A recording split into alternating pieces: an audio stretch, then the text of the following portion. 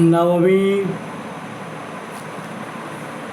खंड अवस विषय हिंदी और पाठ संख्या 11 सवैये रचनाकार रसखान।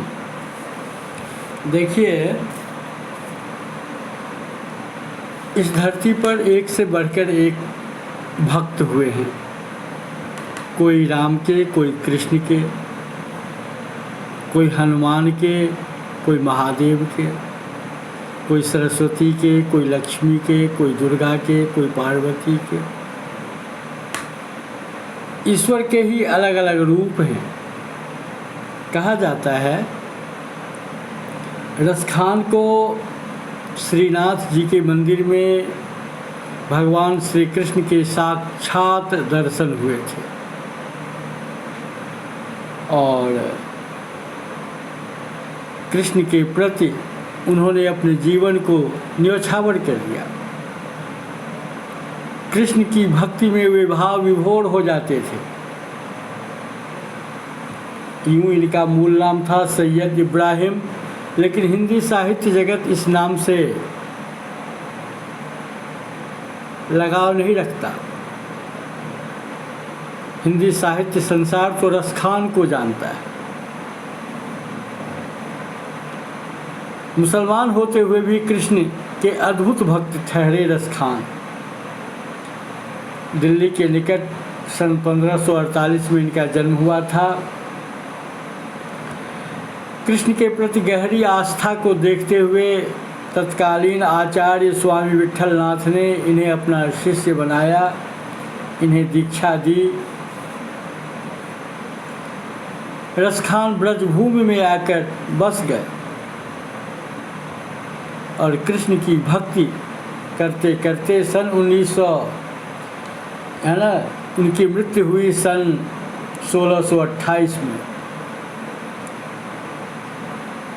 आप उनकी दो रचनाओं से परिचित होंगे, प्रेम वाटिका और सुजान रसखान। वैसे इनकी रचनाओं का संग्रह रसखान रचनावली के नाम से भी प्रकाशित है, प्रसिद्ध है। रसखान अधिकांशतः सवैये में रचना करते थे। ब्रजभाषा का यह सुप्रसिद्ध वर्णिक छंद है जिसमें 22 से लेकर 26 वर्ण होते हैं। रसखान की सबसे बड़ी विशेषता श्री कृष्ण की लीला भूमि, श्री कृष्ण से जुड़ी हुई हर वस्तु के प्रति, चाहे वह जड़ हो चाहे चेतन हो, वे अपार श्रद्धा रखते थे, मुग्ध हो जाते थे दर्शन करके। तो इनकी रचनाओं में अनुराग देखने को मिलता है कृष्ण के प्रति, कृष्ण की लीला भूमि के प्रति, कृष्ण से जुड़ी प्रत्येक वस्तु के प्रति। और उनका यह जो प्रेम है, अनुराग है, भक्ति है कृष्ण के प्रति, वह निश्चल है, निस्वार्थ है, पवित्र है। पूरी तन्मयता के साथ सच्चे हृदय से, सच्चे मन से इन्होंने कृष्ण की भक्ति की है। आप देखेंगे इनकी काव्य रचना का जो छंद है वह सवैया ब्रजभाषा में रचित है। सरल सरस मधुर है ना, गुण से परिपूर्ण, कहीं कहीं मुहावरे, कहीं कहीं लोकोक्ति, कहीं दोहा, कहीं कविता, कहीं सवैया। तीनों पर इन्हें पूर्ण अधिकार था, अद्वितीय अधिकार। और वाकई में रसखान रस की खान ठहरे।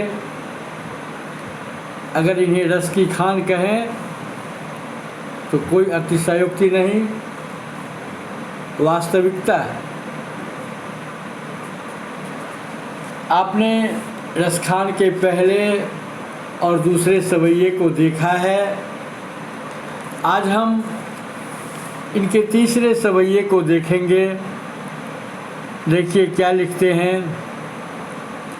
मोर पखा सिर ऊपर राखी हों, गुंज की माल गरे पहिरौंगी, ओढ़ पीतम्बर लय लकुटी बन गोधन ग्वारन संग फिरौंगी, भाव तो ओह मेरो रस खान सो, तेरे कहे सब स्वांग करौंगी, या मुरली मुरलीधर की अधरान धरी अधरान धरौंगी। कोमलकांत पदावली गेयात्मक माधुर्य से परिपूर्ण। अब देखिए श्री कृष्ण की रूप माधुरी पर ब्रजमंडल की गोपियाँ, गोकुल की गोपियाँ मुग्ध हैं। जादुई आकर्षण है कृष्ण के मुखारविंद में। कहा गया आकर्षणायते इति कृष्ण, जो आकर्षित करे वह कृष्ण है। वाकई में कृष्ण की मंद मुस्कान में जादुई आकर्षण था, मोहकता थी, मादकता थी, चुंबकीय आकर्षण, लोग खींचे चले जाते थे, रोकना भी चाहते अपने को नहीं रोक पाते।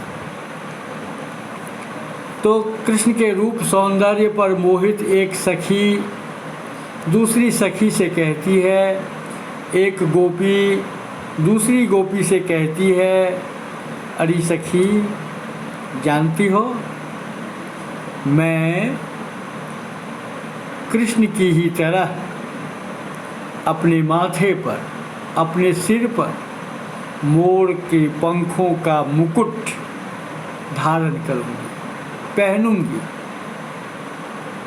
है ना। और गले में गुंज की माला, एक विशेष प्रकार का फूल, उसकी बनी हुई माला, गुंज माला पहनूंगी, धारण करूंगी। इतना ही नहीं, श्री कृष्ण पीतांबर पहनते थे और पीतांबर पहनते ही वो शोभायमान हो जाते थे। तो गोपियाँ कहती हैं कि मैं भी, एक सखी दूसरी सखी से कहती है, अरे सखी मैं भी कृष्ण की ही तरह पीतांबर धारण करूँगी। और जैसे कृष्ण गायों को चराया करते थे, गायों के पीछे लाठी लेकर वन वन इधर उधर डोलते फिरते थे, मैं भी कृष्ण की ही तरह पीतांबर पहनकर, ओढ़ पीतंबर लय लकुटी लाठी लेकर, है ना, वन वन, है ना, गायों को चराऊंगी, है ना, गाय के पीछे पीछे चलूंगी, ग्वाल वाल के साथ फिरूंगी। और आगे कहती है, भाव तो वो ही जो भाता है, अच्छा लगता है किसको, कृष्ण को, जो कृष्ण को पसंद है ना। रसखान कहते हैं गोपी की भावना को, वही वही मैं भी करूँगी। गोपी कहती है अपनी सखी से, एक सखी दूसरी सखी से, है ना, कृष्ण के सारे स्वांग रचाऊंगी, है ना, रूप बनाऊंगी, भेष बनाऊंगी, वो तमाम भेष, वो तमाम रूप जो जो कृष्ण को अच्छा लगता है, वो सब कुछ मैं करने को तैयार हूँ। लेकिन एक बात पर आकर गोपी रुक जाती है। कहाँ रुक जाती है? कहती है, सुनो सखी, कृष्ण की जो मुरली है ना, सुन लो, उस मुरली को, कृष्ण की मुरली को मैं किसी भी हालत में अपने होठों पर नहीं रखूँगी, कभी नहीं रखूँगी, 1 2 3 कभी नहीं, है ना। क्यों? सारा स्वांग रचा सकती है, सारा रूप धारण कर सकती है, सब कुछ कर सकती है, केवल मुरली से ही क्यों इतनी ईर्ष्या, क्यों इतना द्वेष, क्यों इतनी नफरत कृष्ण की मुरली से? उससे तो मीठी आवाज़ निकलती थी, लोग खींचे चले आते थे, दौड़े चले आते थे, रास रचाने लगते थे, क्रीड़ा करने लगते थे, लीला करने लगते थे। तो फिर गोपी क्यों नहीं मुरली को अपने होठों से लगाना चाहती है, क्यों नहीं रखना चाहती है? अधरान धरी अधरान धरोगी, दो टूक शब्दों में अपना निर्णय सुनाती है गोपी अपनी सखी से। ऐसा क्यों, क्या कारण है? मूल कारण है कृष्ण की वह मुरली गोपी को, गोपी से कृष्ण को दूर कर रखी है ना? गोपी कहती, जानती हो सखी, उसी मुरली ने कृष्ण को हमसे दूर कर रखा है। तो भला जिस मुरली ने कृष्ण को हमसे, मुझसे दूर कर रखा है, जिस मुरली ने, भला उस मुरली को मैं अपने होठों से लगाऊंगी? जी नहीं, किसी भी हालत में नहीं, किसी कीमत पर नहीं, एकदम दृढ़ निश्चय, अटल निश्चय। कारण क्या है?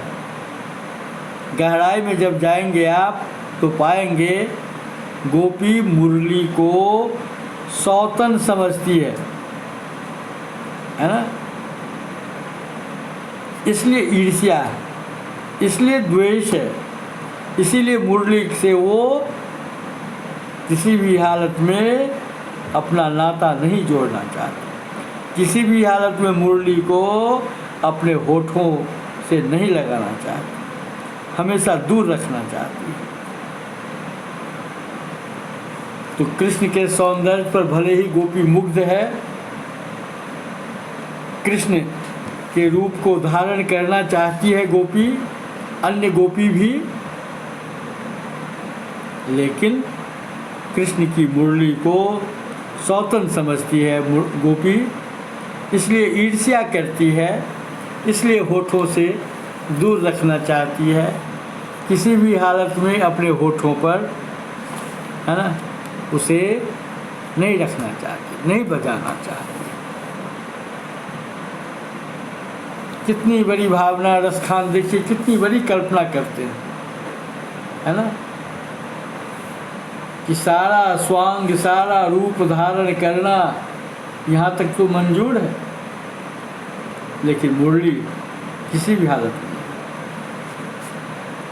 तो आपसे कोई पूछ दे कि गोपी क्या क्या करने को तैयार है, कृष्ण की ही तरह अपना रूप बनाने को तैयार है, कृष्ण की ही तरह अपने सिर पर मोर का मुकुट, मोर पंख का मुकुट धारण करना चाहती है, रखना चाहती है, गले में गुंज की माला पहनना चाहती है ना, कृष्ण की ही तरह पीताम्बर धारण करना चाहती है, कृष्ण की तरह गायों को चराना चाहती है, कृष्ण की ही तरह अपने हाथों में लाठी रखना चाहती है, लेकिन मुरली नहीं होठों से लगाना चाहती है। क्यों नहीं लगाना चाहती? अभी कहा, मुरली से ईर्ष्या, क्योंकि इसी मुरली ने कृष्ण को गोपी से दूर कर रखा है। अर्थात गोपियों के लिए मुरली क्या है? सौतन, इसीलिए वह ईर्ष्या करती है, होठों पर नहीं रखना चाहती, है ना, भूल कर भी नहीं, सपने में भी नहीं। अब देखिए, यह जो अंतिम पंक्ति है, या मुरली मुरलीधर की अधरान धरी अधरान धरोंगी, अलंकार से भरा पड़ा है यह भाव, यह पंक्ति अलंकार से परिपूर्ण। कोई पूछ दे कि बताइए इसमें कौन अलंकार है, तो पहले तो आप अनुप्रास कह दें, क्योंकि खास व्यंजन वर्ण की आवृत्ति हुई है, मौकी, लौकी, लौकी, धौकी, इसलिए अनुप्रास है। और यमक अलंकार भी है, शब्द की आवृत्ति हुई है, अर्थ में अंतर है ना, तो इसलिए यमक। अब देखिए, अगला जो सवैया है, चौथा सवैया, अंतिम सवैया, देखिए गोपी क्या कहती है, फिर भावना देखिए।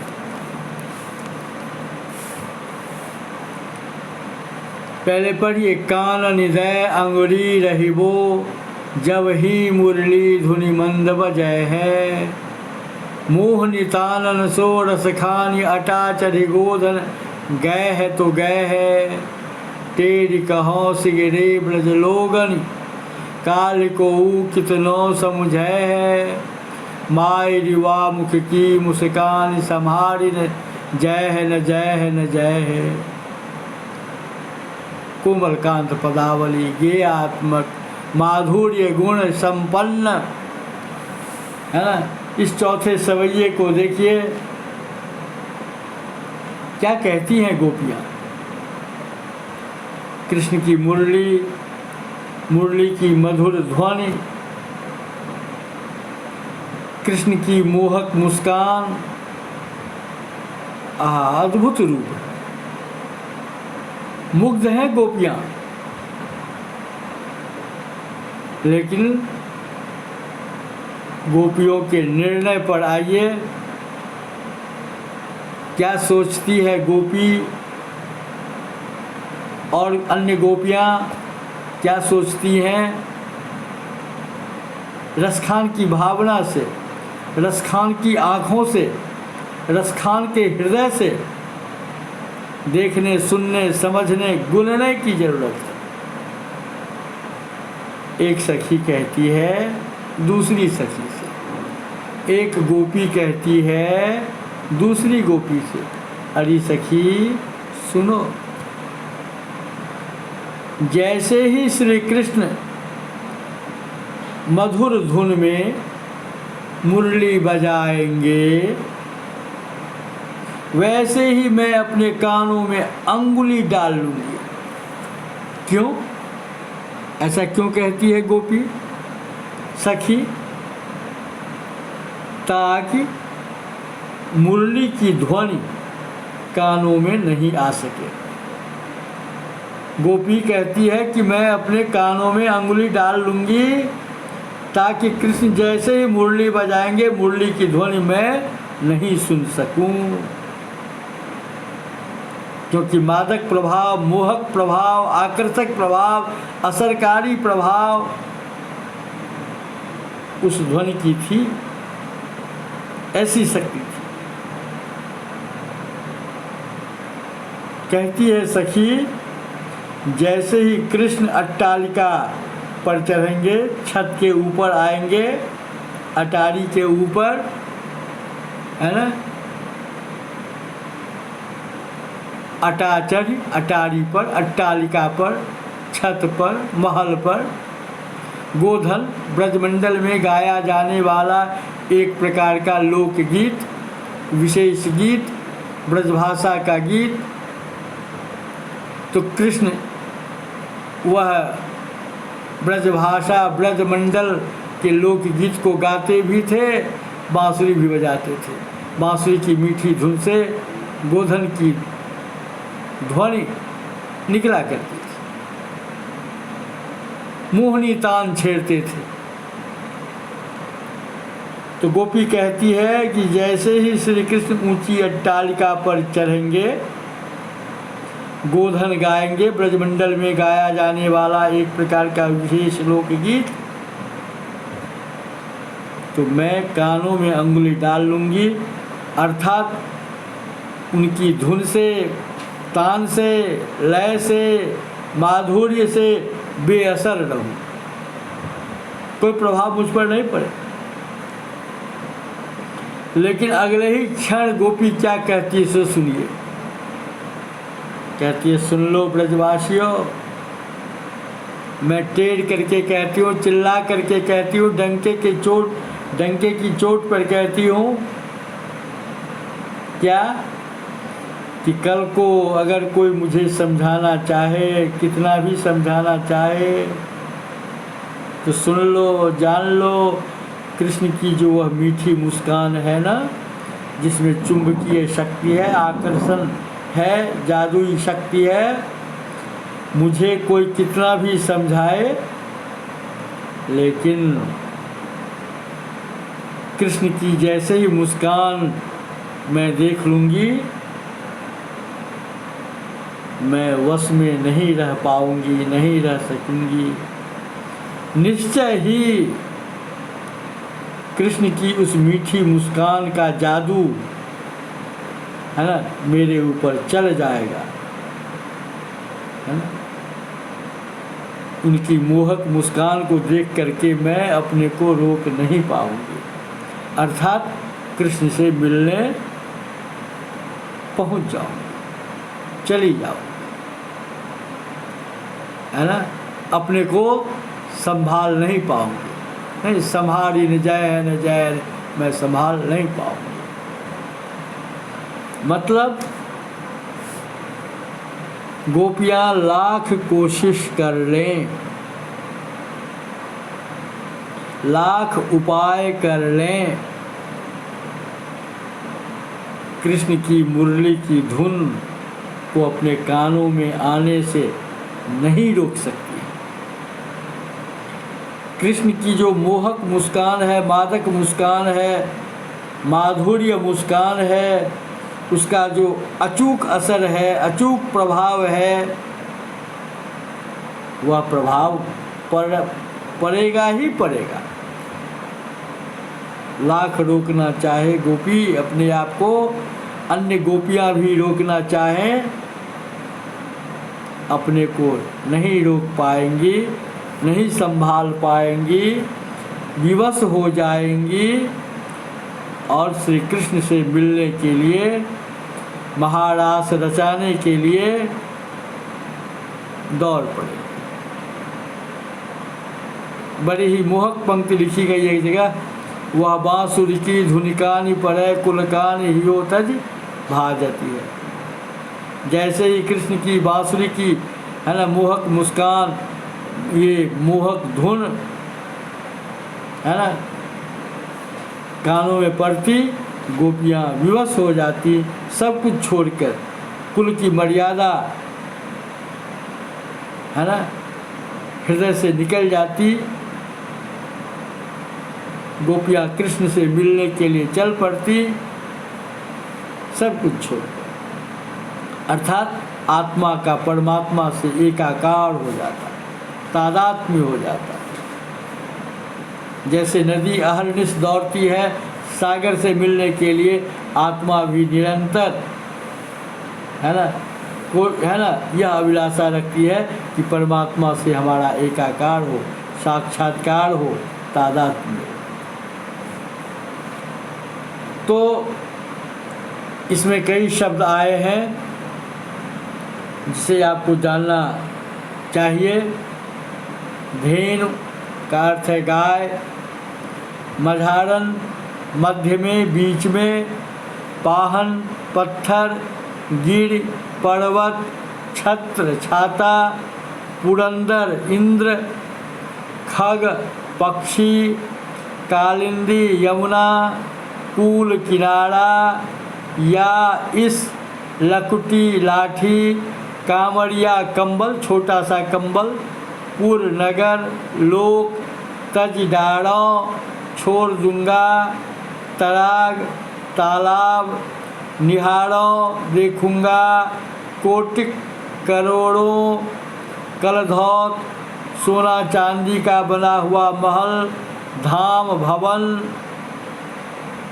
कुंज छोटा सा गुंज, छोटा सा जंगली फल, गोधन गाय रूपी धन, भावतो अच्छा लगना, स्वांग रूप धारण करना, अधरा होठों पर, तानन तानों से, अटा अटारी अट्टालिका महल, गोधन।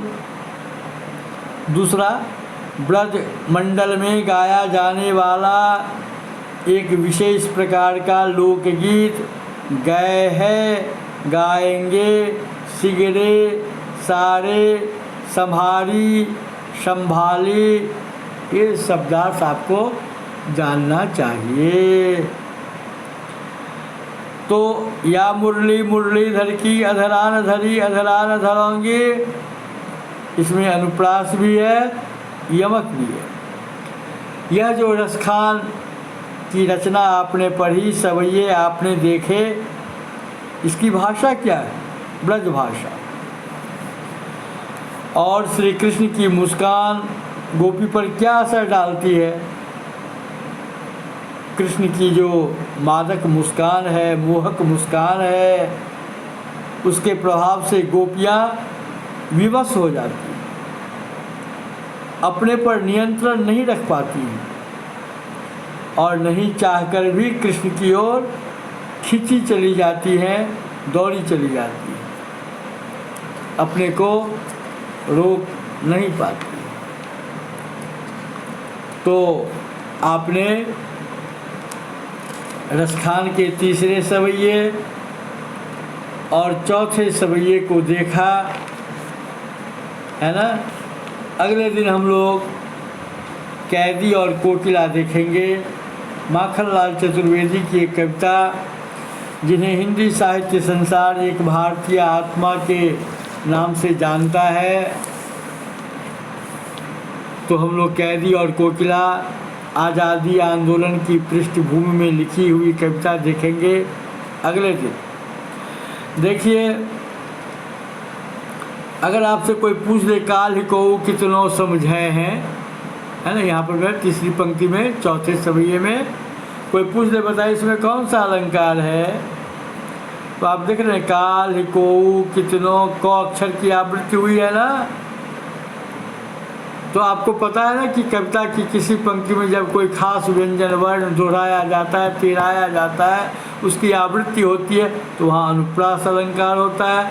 अनुप्रास को खंडित कीजिए, अनु जोड़ प्र जोड़ आस, पीछे पीछे होना, आवृत्ति होना, खास व्यंजन वर्ण का बार बार आना, अनुप्रास अलंकार कहलाता है ना। तो इस प्रकार से आपने इन्हें देखा। अब बताइए गोपी ने श्री कृष्ण की मुस्कान को कैसा बताया?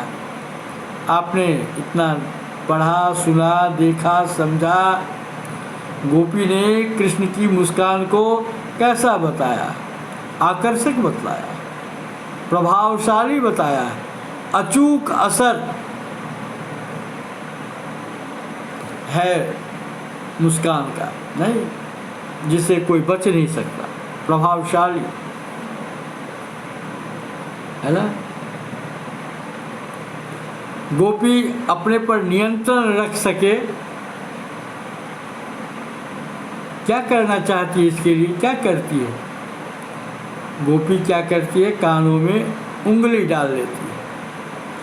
क्यों? कृष्ण की मुरली की मधुर ध्वनि नहीं सुन सके और अपने पर काबू रख सके, नियंत्रण रख सके।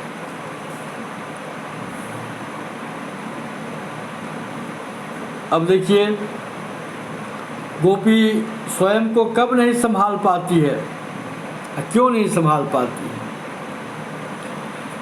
जब कृष्ण अटारी पर चढ़कर मधुर गायन करते हैं, गोधन गाते हैं, ब्रजमंडल में गाया जाने वाला एक विशेष प्रकार का लोकगीत, और मुरली की तान छेड़ते हैं, तो गोपियाँ अपने को नहीं संभाल पाती। लेकिन वह उपाय क्या करती है कि वह कृष्ण की मुरली की तान नहीं सुन पाए। कैसे नहीं सुन पाए? कान में अंगुली डाल लेती है, अपने को रोकना चाहती है, लेकिन क्या अपने को रोक पाती है? कृष्ण की मीठी मुस्कान से अपने को बचा पाती है? नहीं।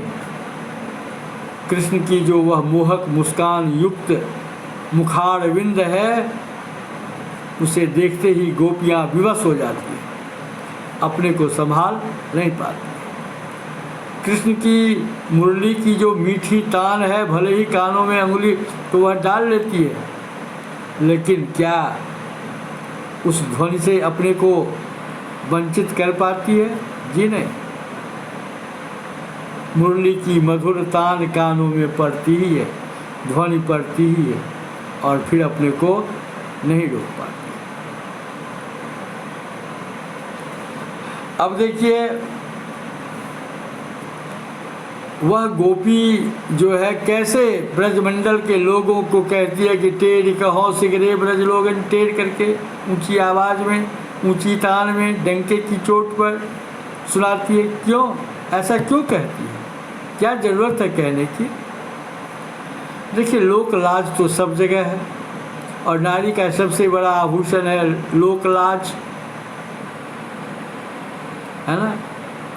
तो इसलिए वह सुनाती है ब्रजवासियों को कि लोक लाज का भय उसे भी है, ब्रज में रहती है। लेकिन वह अगले ही क्षण सुनाती है कि जैसे ही कृष्ण की मुस्कान वह देख लेगी, अपने को संभाल नहीं पाएगी और समर्थ हो जाएगी, विवश हो जाएगी, लाचार हो जाएगी और लोक लाज की जो चिंता है, परवाह है, वो बिना परवाह किए कृष्ण की तरफ खींची चली जाएगी। उस समय वह विवश हो जाएगी और समर्थ हो जाएगी। इसलिए अपनी विवशता, अपनी असमर्थता ब्रजवासियों के समक्ष गोपी प्रकट कर रही है। तो रसखान ने कृष्ण के रूप माधुर्य को, उनकी मीठी मुस्कान को अद्भुत रूप से प्रकट किया है ना। और इनकी जो रचना है, रसखान की रचना, वह किस छंद में है? सवैया छंद, सवैया वर्णिक छंद है ना। और एक बात जान लीजिए साफ साफ, या मुरली मुरलीधर की अधरान धरी अधरान धरोंगी। यहाँ देखिए, या मुरली मुरलीधर की अधरान धरी अधरान धरोंगी। यहाँ क्या? अधरान मतलब होठ, होठों पर, है ना। अधरानो, तो पहला जो शब्द है अधरान, इसका अर्थ हुआ होठों पर। अधरानो मतलब अधरों पर नहीं। यहाँ तो शब्द की आवृत्ति, अर्थ में विषमता, इसलिए यहाँ कौन अलंकार है? यमक अलंकार है। इस सवैये में कौन सा गुण है? माधुर्य गुण है। तो मेरी आशा है आपने सवैये देखे होंगे, पढ़े होंगे, समझे होंगे। किसी प्रकार की कठिनाई नहीं होनी चाहिए। अगर किसी प्रकार की कठिनाई हो तो ऑनलाइन क्लास में आप अपनी समस्या रखेंगे, समाधान किया जाएगा, प्रश्नोत्तर लिखेंगे। धन्यवाद।